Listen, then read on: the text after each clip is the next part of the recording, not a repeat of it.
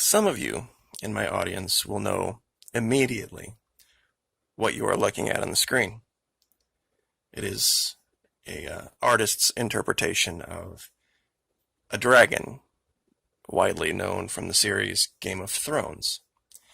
There were three dragons in that series. There was Drogon, I forget the name of the other two, but one was turned to ice and killed, and the other one was shot out of the sky by, I forget who actually that particular faction in the series was. But the point is, the whole concept of the series of the books was this thing called A Song of Ice and Fire, and winter is coming. Now, it strangely mimics some of the things we are looking at and discovering in Antarctica. If you really think about it, there's an entire continent on the planet that we virtually know nothing about. Truthfully. And that the story is, it's because it's cold, or that it's snowy, or it's difficult terrain, to me just seems ridiculous. We have all sorts of places on the other 6 continents that are terrible terrain, are snowy, are difficult to get to. And we have, I guess, put the stamp of modern man on those areas. Antarctica, virtually unexplored, and an enormous, enormous area. Now, this is the region that we have uncovered the Stargate. There are a lot of things in this region, and I've encouraged people to go here and look. But I'm going to show you 3 dragons. And not just 3 dragons, but 3 dragons that strangely mimic the story of Game of Thrones. We'll start with the first one. Literally setting out here for everyone to see. You can see the back, you can see the legs, you can see the head. You can, if you look closely enough, you can even see the fire breath. Or at least the smoke from it. You see, that's the thing no one has been able to answer when I show them this area. All the bright red, all the yellow. There's only a couple of things this could be. There are areas in Antarctica where we have outposts, and occasionally, to keep things from freezing, they will coat everything in diesel oil and fuel that has a red dye to it. So sometimes when you go to those places, you'll see a lot of red all over the snow. That's fine, I can accept that. This isn't one of those places. There's virtually no explanation whatsoever for all of this gold and red, other than it's burning fires.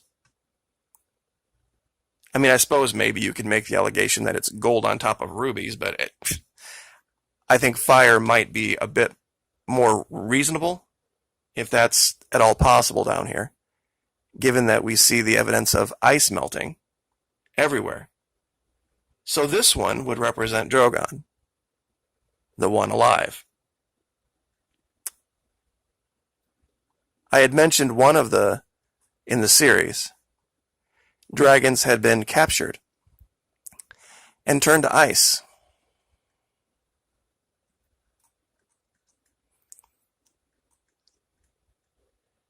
Does someone want to make the allegation that this is not the head of a dragon? We have the eye here, the furrowed brow here, the nostrils, the open mouth. Strangely, at the very end of his mouth, there's instead of fire, there's ice. And we can see the rest of the jaw and the face here. The rest of whatever's left of him is hidden in shadow. But once again, it looks like there might be evidence that they're attempting to thaw. Because I'm not really sure how you could make an allegation of what all of this gold and red in this area is. And if you look very, very, very closely, right here, let me see if I can zoom my camera in.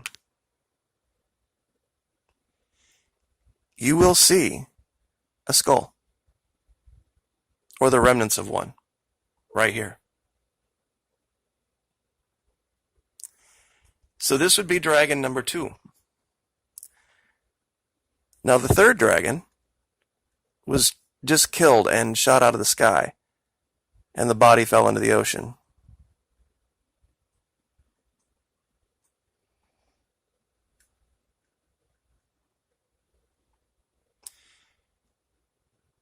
You can see the ear here, you can see the eye here, you can see the mouth, the nose, the jaw. It doesn't look alive. Perhaps the rest of the body is inside the cave. So that's 3 different things. I don't know how you could call this pareidolia, given that pareidolia is the predilection for the human eye to pick out faces where there aren't any. These aren't faces.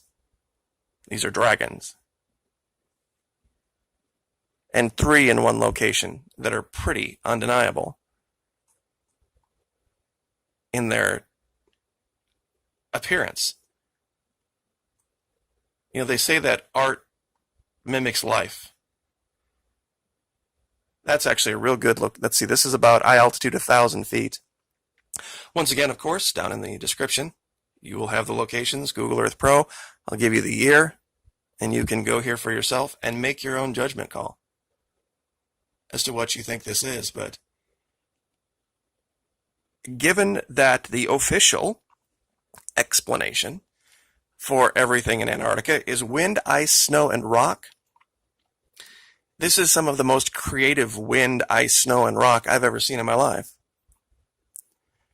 The different shapes we've been able to uncover, if that is truly all we're seeing. And this area is completely covered in artifacts like this.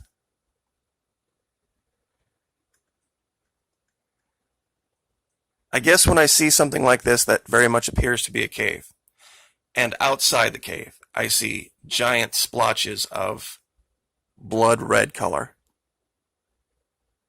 and we have seen evidence of serpents, of dragons, of ancient dinosaurs, ancient reptiles, and you couple that, you marry that up with the fact that the continent, an enormous continent, nearly the size of the continental United States, is under miles of ice and completely unexplored, that anyone could rule out anything at this point, I think is premature. I've never known our governments or any other governments to be so willing to work together to promote scientific research when it comes down to natural resources and control of property and territory. Yet in this particular case, there's something down there that's keeping them at bay.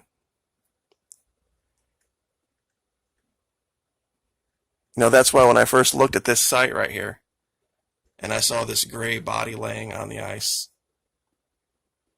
that looked literally exactly like an elasmosaur, the neck, the body, and another one up here, the same thing. Footprints all over, evidence of fires. You know, they may have a technology to, or some type of discovery, a way to keep things burning that we don't know of. And this particular location, we've covered this before, but I think it's probably the most important find, at least in this region. That's a hieroglyph, and that's the representation of a serpent in the background. And you can see very clearly someone has carved this out. There's almost, you can see the image of a human being carved out here. Ice, wind, and snow and rock don't do this on their own. And if you even admit, okay, it's not ice, wind, rock, and snow on its own, then you would have to make the allegation that perhaps, there is something else going on down there, and it might be way, way, way over our heads. I know we like to think of ourselves as the most powerful people on the planet, I suppose, maybe, to some extent. But when you see images like this, and pictures of dragons, I don't mean to be stating things that aren't true, but I don't know how you can look at this head and see anything other than the head of a dragon. And this by itself, maybe that's a quirk. Maybe that one thing is a quirk. But then we go back down to here. And when we look into this cave, we see yet another thing that looks very, very much like the head of a dragon. So that's two. That would be strange. That would be an incredible, incredible coincidence. But then, right over here,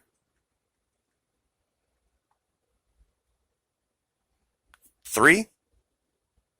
I'm sorry, but even if I didn't believe in dragons before I looked at this, I would now.